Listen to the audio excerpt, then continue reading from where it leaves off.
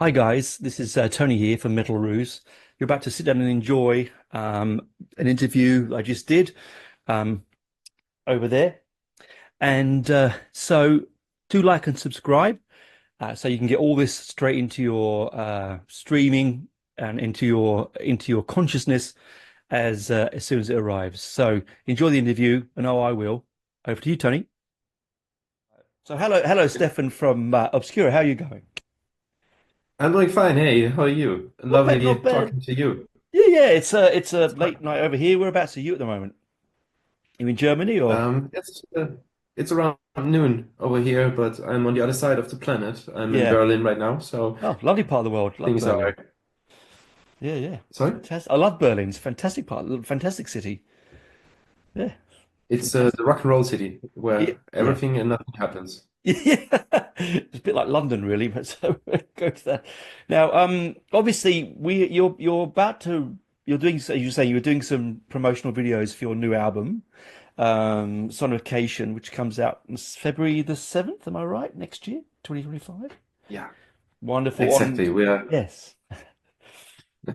We are looking forward for the new record, and at the moment it's a very very busy end of the year. Oh, We already put out one music video for the first single, and there's much more to come. So in total, we are aiming to shoot 8 music videos for the entire record, wow. but not before the album drops. So we Yeah. split it a little bit, and there are many tours coming up. So very exciting, whatever comes ahead. And Yeah. I think 2025 is going to be busy as hell. Oh, but So. absolutely. Yeah. I mean, and also, I mean, your music's so technical. It can't be an easy thing to take out live. I mean, friends of mine have seen you live. I like, unfortunately haven't, but your music is so technical and so different to most death metal bands out there that it must be interesting to work out what you're going to put on your live shows. I mean, I would, yeah, just because they're not like 2 minute pop songs. You know what I mean? It's a lot of effort in each of those songs that you put out. You know? Yes and no. I mean, everybody who's on stage, no matter what kind of music you play, you have to be prepared, and you have to make sure everything works well and your band is tight. So that's the same for everyone. Yes, our music is at parts a little bit ambitious when it comes to the technical part, but over the years we figured which songs are working in a live setting and which doesn't. So you have to be quite picky when you put together a set list. But in the very end, it's live music, so it's not about being perfect on stage. It's about having fun on and off Energy, stage. yeah, Yeah, energy, right? that's Because what's it all about. because this is your first album post the COVID sort of pandemic.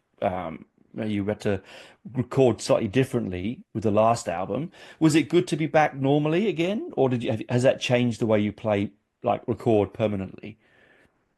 Mm, I always, I'm a quite optimistic person, and I always Mm. try to take the best things of everything that happened. So compared to all the albums we recorded before the pandemic, I think we discovered that we are able to work in a silent environment a little bit better.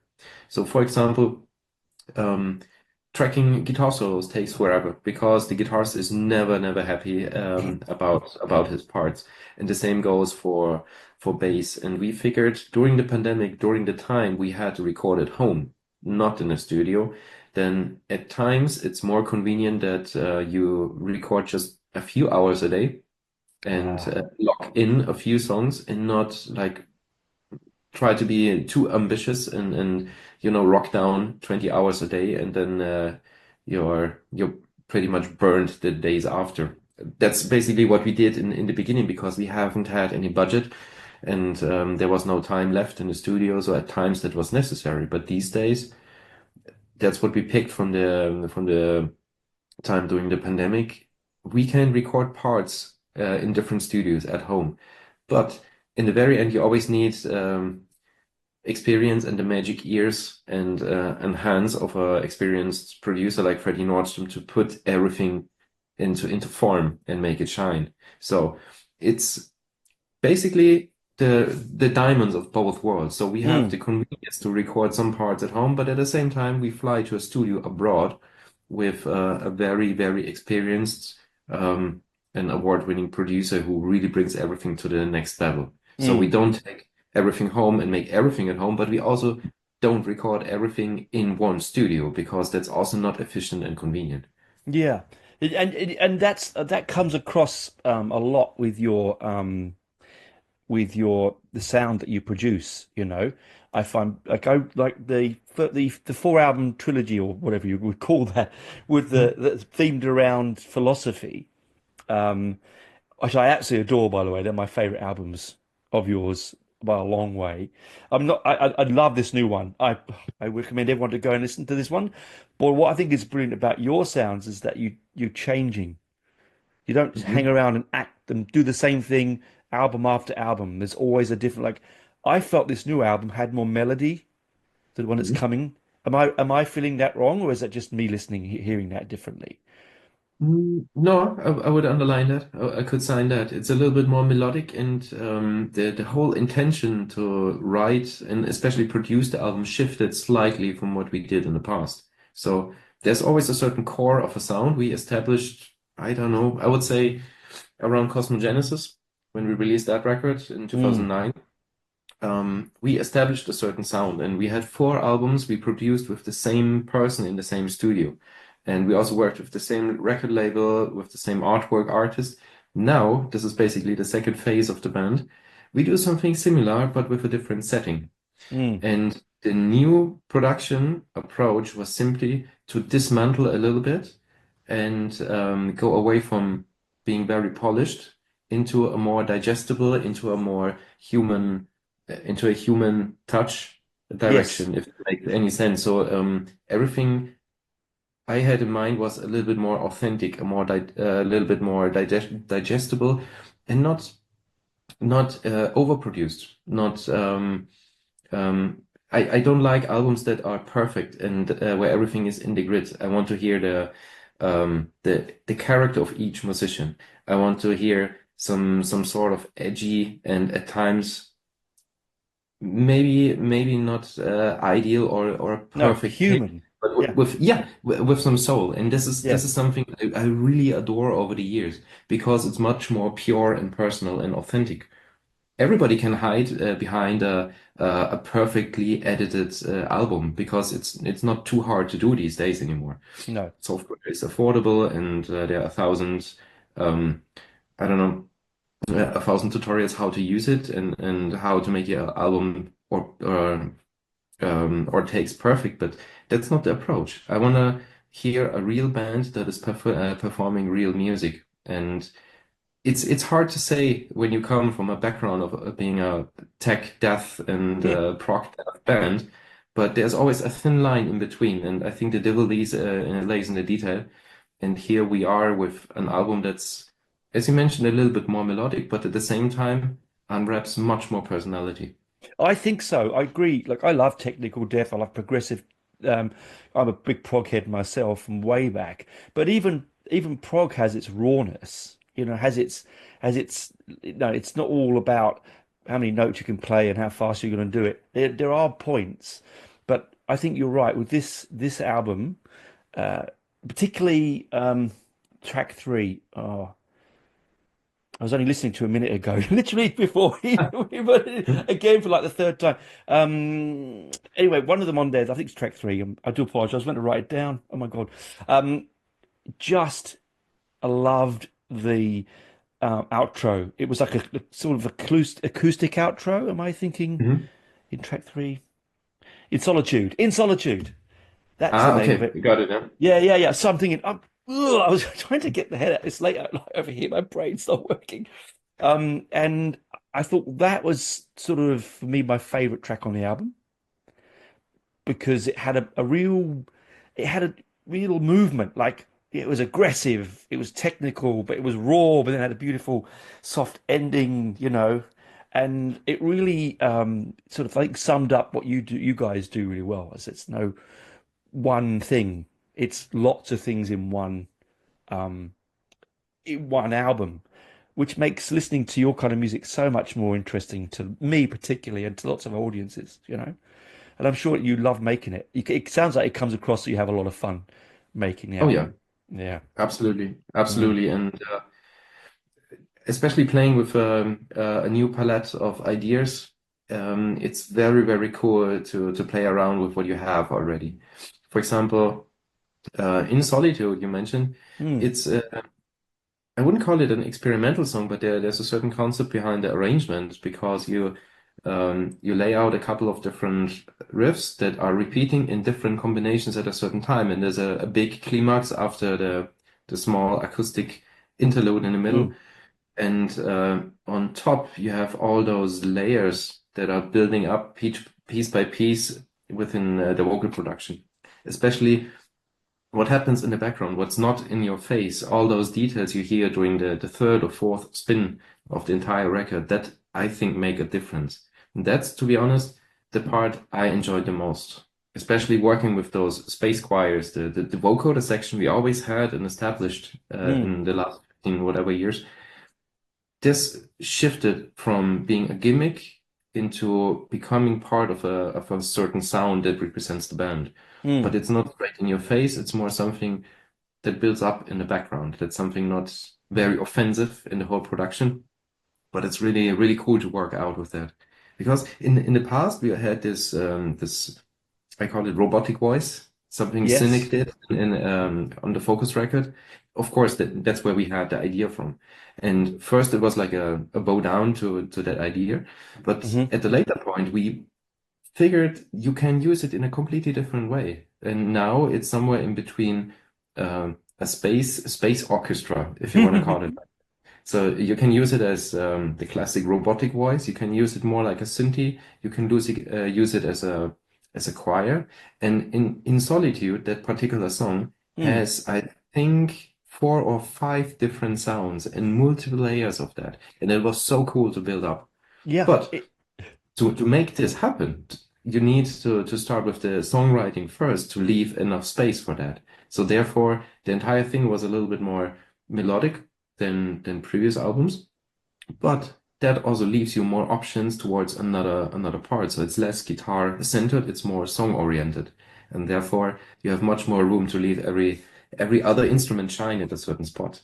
Which is what which I like about this album is that, I mean, I've only listened to it twice so far through, but I will be listening to a lot more because as you hear, particularly with this genre, I find as you hear um, the music, more and more options. Every time you hear it, you hear something different. Like you were saying, you know, like in Solitude, you hear, I didn't get that before. This is coming now. Oh, okay, that it's like having a fine wine when the notes change as a as the Thank you. glass. Yeah, it is as the glass ages. You know, as the drink ages in the glass, the notes change. And I think it's the same with good music. And for me, it's a good sign of good music when you can repeat and hear differently over and over and over and over. You know, like good paintings. Look at a good painting, you see something different every time. And this album is fantastic. It really is because as I said, it's as you said before, it's a different palette of colors and flavors and textures and sounds and spaces, which it just yeah, it, it makes me thankful for the future of your band. I think it just means you can go in so many different directions with this album. You know. Who knows in which direction we're going with the next one, but for the moment, I'm very, very happy how this one turned out. And again, we have a certain signature sound established, but at the same time, there's so much more to discover on this planet. And there are no limits. There's no good or bad. In the very end, you just have to question yourself if you like that evolution, if you like that new palette, that new flavor, and if there's any way to include it. And sometimes the the small details make the big difference. They really do. They really do. I'm sure, like you said before, you know, you could spend a long time in the studio tweaking the smallest note, the simplest, you know, space between the notes, to create what you think is perfect. But like I think just the pure rock and rollness of this album is the perfect bit, you know. You know Thank what I you. mean? Because like you said, you can hide behind lots and lots of, you know, studio magic. Because I think the Hmm. studio is the other member of the band. I've always said that the studio and the producer are the members of the band that no one talks about, right? And sometimes those they can overtake the band. You know what I Hmm. mean? They can over obscure, pardon the pun. You can obscure what you're listening to, but it doesn't happen or come across here. That's why I said it sounds a little bit different to your previous album. That's why I was wondering how if you changed your recording Hmm. techniques, but obviously no, you're just saying you're looking for different directions to spread your wings in, which I now understand, which is good. You mentioned the recordings. We also Mm, changed a few things over here. So in the past, if you're familiar with all the other records, yes. part of the other records, um, we try to produce everything as clean and as digestible as possible. So that means you had on the silver tableau everything, every single note, every ghost note of the drums, every lick. That was the reason we recorded only one rhythm guitar on the left and one rhythm guitar on the right, and therefore you had also in the wildest counterpoint sections you could follow everything. In my opinion, every production starts with the songwriting, and in this case, I was looking more for like a wall of sound production. So the entire album had much more layers than everything we did in the past. So all the rhythm guitars have been quadrupled. So Mm, every layer has been recorded at least twice and sometimes even four times. And that way, you have much more options to work with depth in field. So it's not only the left and right idea when you have your headphones on, but also the depth in field. And yeah. this is an aspect, a technical aspect I love to work with because then you're talking about a three-dimensional mix. And this is Yes. really cool. If you have all those layers, of course you can work with delay lines or reverb lines and make it a little bit more deeper. But in that case, you can only work with that if you have the room for it. Yeah. So it's a big circle that has to be closed and that needs to be balanced out. And therefore, if you want to have this, think about also step number two that comes afterwards. And in that case, a sonication becomes much more digestible if you just listen to it. But at the same time, there are many, many, many more details, especially within that wall of sound, with many, many melody lines that might be hidden in the first note, in the first time you listen to the record. But if you spin it a few times, you will figure something more, and you pick up another detail here and there, as you mentioned in Mm. before. So it's an album for the long term. Yeah, It's and not. yeah, and I agree. That's exactly what makes it a good album. Was what I like about albums that bands like yourself make, and is that they're not. You know, we've all got big record collections. You know, we look at our go, and how often do we go to one of them? But there's some that you put back on, and you just it's like I was talking to this about this somebody the other day. I'm not a gamer. Don't get me wrong. I don't play. I'm a gamer, but this open world aspect of gaming where you just fall into this big, wide landscape where everywhere you look is something different. I think that's what happens with music like yours, is that that's why I like prog as well, because everywhere you go, it's a different every time. It doesn't matter, like, whatever track you listen to, you're going to find something different. Like you said, expands, opens, and that makes a classic album, makes me want to go back to it all the time. And I think that's where your strength lies. I mean, I do love you. I mean, I said I absolutely love those four albums. The classics with all Schopenhauer and all. I love all the physical, the cleverness involved in those albums. But I also like this one very much because it's not easy listening is the wrong term. By no means is by Yeah, no that's. means is this easy listening. Yeah, but you know what I mean. It's accessible, I think is Mhm. the right term. It'll be more accessible for people who are first listening to your band. This is a good accessible album. Would you say that? Or am I Yeah, am I that makes sense. belittling you? I don't mean to belittle your work, but I'm just saying it's more accessible, I think. Yes. It's much more accessible and pure and direct in a certain way.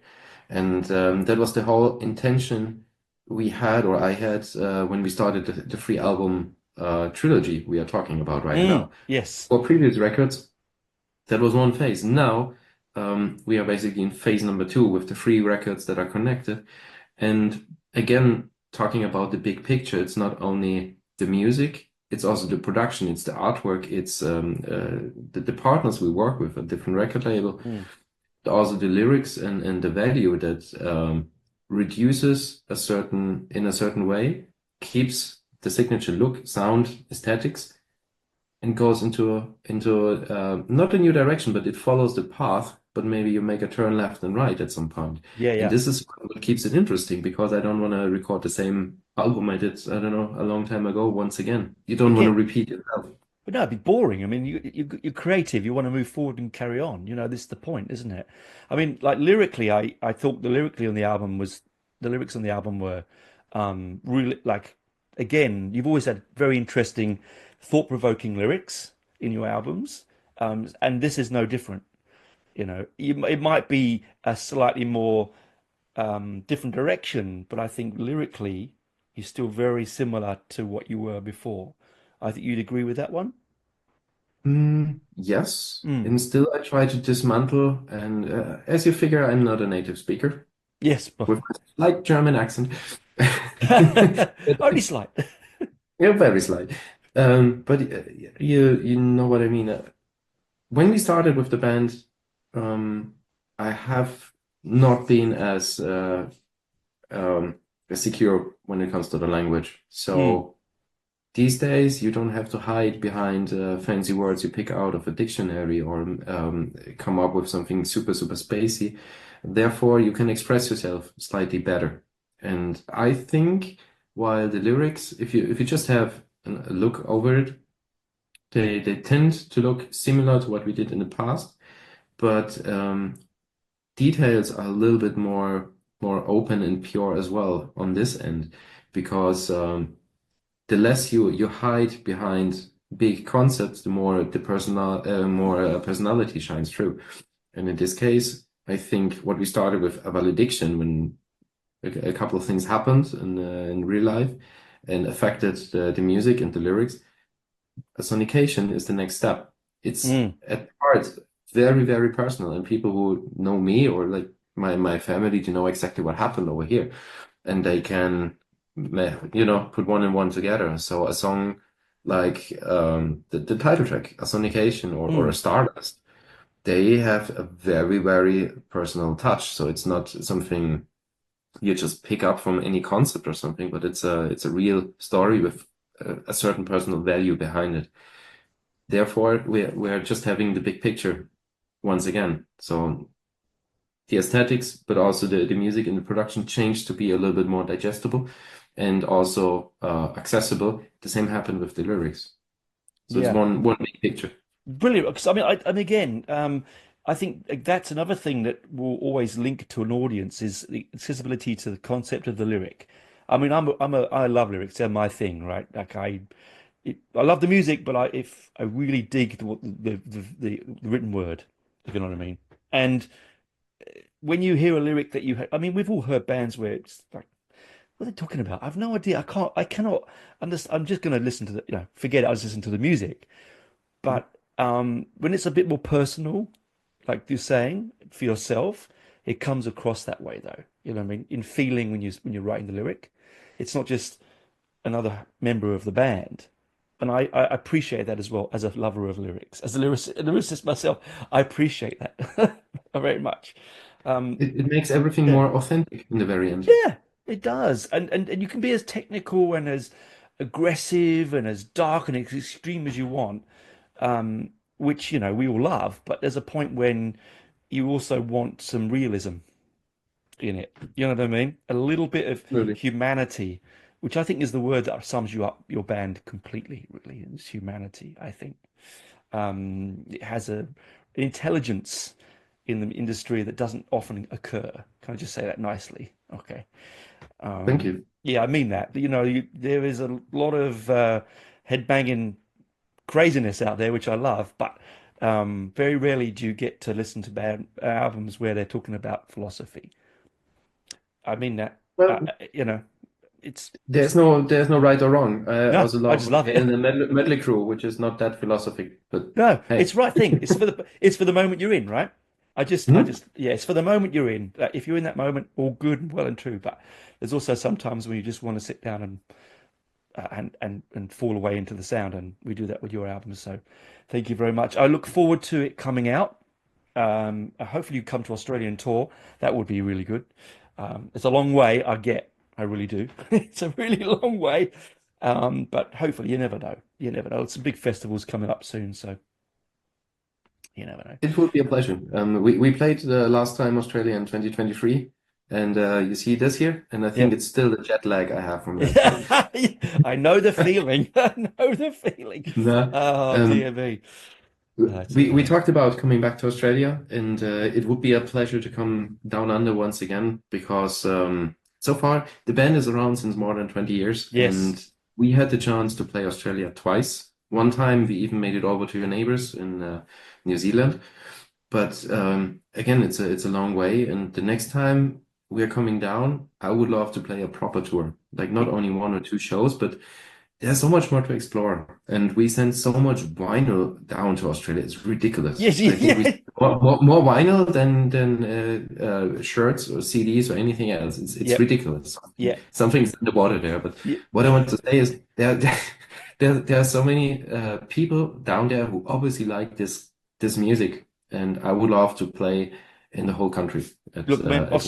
Australia makes some of the best technical death I reckon there is. Like we produce some local bands that are outstanding, and I think that the audiences here love that sort of music, and they would just dig what you bring, you know. So you never know. Hopefully, we better wrap it up because it's getting late. But thank you for coming on and chatting. Um, Good luck with the release of new album on the 7th of February next year. Can't believe it's only a month or so away. It's crazy. Have a good Christmas, yeah. Have a good safe New Year, and thank you for all the albums. We love them. Thank you very much. Thank you. Thank you very much. It was a pleasure and a nice chat, and hope to see you down under for one or two or 20 shows. I will be there. Okay, bye, mate. Have a nice Christmas, holiday, and New Year. Bye You too, bye. man. Bye, bye.